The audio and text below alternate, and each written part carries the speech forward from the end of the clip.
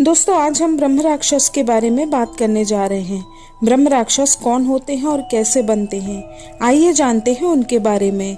अगर एक ऐसा ज्ञानी पुरुष जिसे वेद पुराणों का पूरा ज्ञान हो, उसके बावजूद वह बुरे कर्म करे, अगर एक पुरुष या स्त्री जो मंत्रों का ज्ञान रखता हो, अपने मंत्रों द्वारा किसी का बुरा या वशीकरण करने में प्रयोग करे, किसी की धन संपत्ति चुराए और भी बुरे तरह के काम को करे और उसकी अकाल मृत्यु होती है, तो वो मरने के बाद ब्रह्म राक्षस बनता है। हिंदू धर्म में गति और कर्म के अनुसार मरने वाले लोगों का विभाजन किया गया है। इन्हें कई योनियों से गुजरना पड़ता है।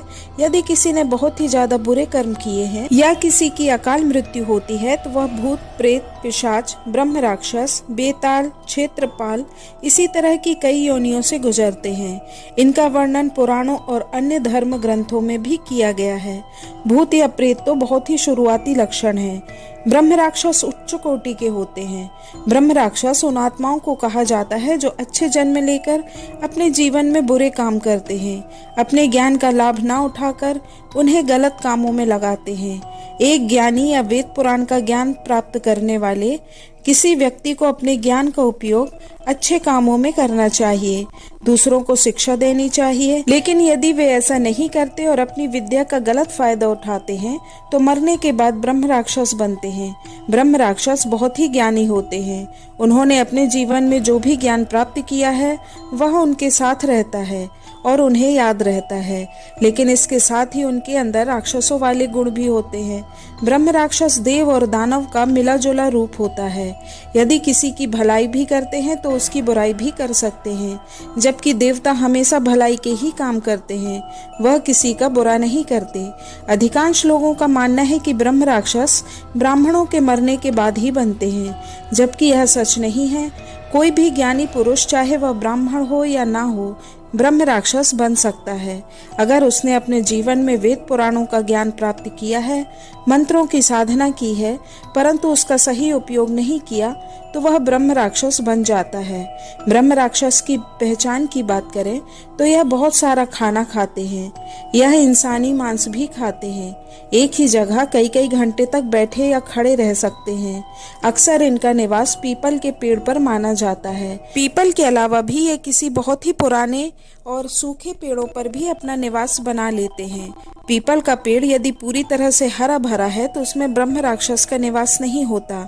यदि किसी पीपल के पेड़ पर ब्रह्म राक्षस का निवास है और हम उस पीपल के पेड़ की पूजा करते हैं, उसे जल अर्पण करते हैं, भोग आदि चढ़ाते हैं, तो ब्रह्म राक्षस उस जल और भोग को ग्रहण कर लेते हैं। जब ब्रह्म राक्षस किसी पर प्रसन्न हो जाए तो उस व्यक्ति की भलाई का काम करते हैं। उस व्यक्ति को कभी धन संपत्ति की कमी नहीं होती और भी बहुत सारे सुख उन्हें मिलते हैं। परंतु यदि ब्रह्म राक्षस किसी से नाराज हो जाते हैं तो वह उस व्यक्ति को कभी पीछा नहीं छोड़ते। इसलिए पुराने पेड़ों को नहीं काटना चाहिए। यदि काटा गया तो ये हमारे पीछे लग जाते हैं। पेड़ों के अलावा गड़े हुए धन में भी ब्रह्म राक्षस का निवास माना जाता है। यह धन काफी समय से गड़ा हुआ होता है और इसकी रक्षा ब्रह्म राक्षस करते हैं।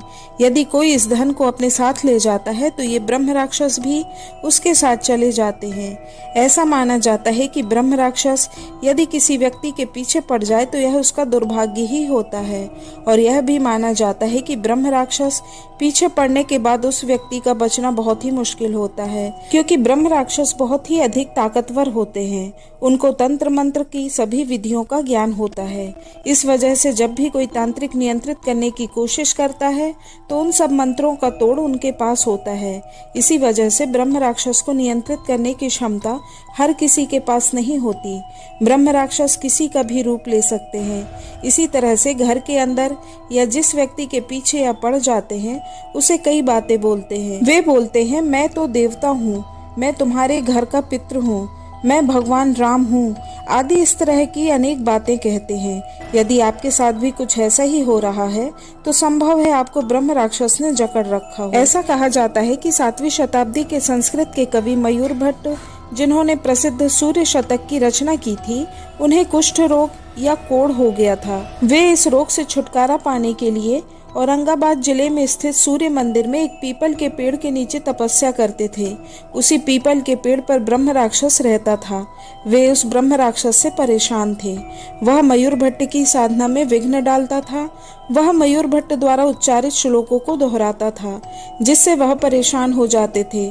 उससे छुटकारा पाने के लिए मयूर भट्ट ने अपनी नाक से अपने शब्दों का उच्चारण करना शुरू कर दिया।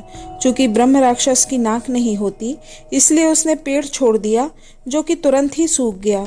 उनके चले जाने के बाद मयूर भट्ट शांति पूर्वक सूर्य की स्तुति में 100 छंदों की रचना कर सके, जिससे उनका कुष्ठ रोग ठीक हो गया। ब्रह्म राक्षस के प्रभाव में आए व्यक्ति की आंखें लाल हो सकती हैं, बिना वजह तेज बुखार हो जाता है, शरीर में अकड़न हो जाती है। ब्रह्म राक्षस के प्रभाव में आया व्यक्ति, कई लक्षणों में से एक लक्षण यह भी है कि वह पहले से कहीं ज्यादा आक्रामक और क्रोध करने वाला हो जाता है। महाराष्ट्र और दक्षिण भारत के केरल और कर्नाटक जैसे राज्यों में कई हिंदू मंदिरों में ब्रह्म राक्षस की मूर्तियों को दीवारों पर चित्रित किया जाता है और आमतौर पर उनकी पूजा भी की जाती है। उनकी मूर्तियों के सामने नियमित रूप से तेल का दीपक जलाया जाता है। चूंकि ब्रह्म राक्षस खुद ही सभी पुराणों और वेदों के ज्ञाता होते हैं और सभी तंत्र मंत्र के भी ज्ञाता होते हैं, इसलिए उनसे छुटकारा पाना इतना आसान नहीं होता। यदि हम किसी तांत्रिक या ओझा को बुला कर लाते हैं और वह मंत्रों का उच्चारण करके ब्रह्म राक्षस को काबू में करने की कोशिश करते हैं, तो ऐसा भी हो सकता है कि ब्रह्म राक्षस स्वयं ही उसके साथ उन मंत्रों को दोहराने लगे। क्योंकि ब्रह्म राक्षस तंत्र मंत्र को जानते हैं, वह अपने आप को खुद ही भगवान समझने लगते हैं। वे कहते हैं कि मैं ही भगवान हूँ, मेरी ही पूजा करो। इस तरह उस तांत्रिक या ओझा की मृत्यु भी हो सकती है। इन्हें वश में करना बहुत ही कठिन और मुश्किल होता है, परंतु ऐसा नहीं है कि इनसे छुटकारा नहीं पाया जा सकता। भगवत गीता में ब्रह्म राक्षस से मुक्ति का उपाय भी बड़ा ही आसान बताया गया है। एक वृक्ष जिस पर ब्रह्म राक्षस रहते थे, एक बार कोई पंडित गीता के श्लोक का पाठ कर रहा था। ब्रह्म राक्षस ने गीता के श्लोक का सिर्फ आधा भाग ही गलती से सुन लिया और सुनने मात्र से ही उसे मुक्ति भी मिल गई। इसका मतलब है कि गीता पाठ करने और गायत्री मंत्र के जाप, चिंतन और मनन करने से यह मुक्त हो जाते हैं और हमारे ऊपर इनकी अनिष्ट शक्तियों का प्रभाव नहीं पड़ता। दोस्तों, यह कहानी आपको कैसी लगी कृपया कमेंट करके जरूर बताएं। आशा है आपको वीडियो पसंद आई होगी। कृपया इसे लाइक, शेयर और सब्सक्राइब जरूर करें। धन्यवाद। जय श्री कृष्ण।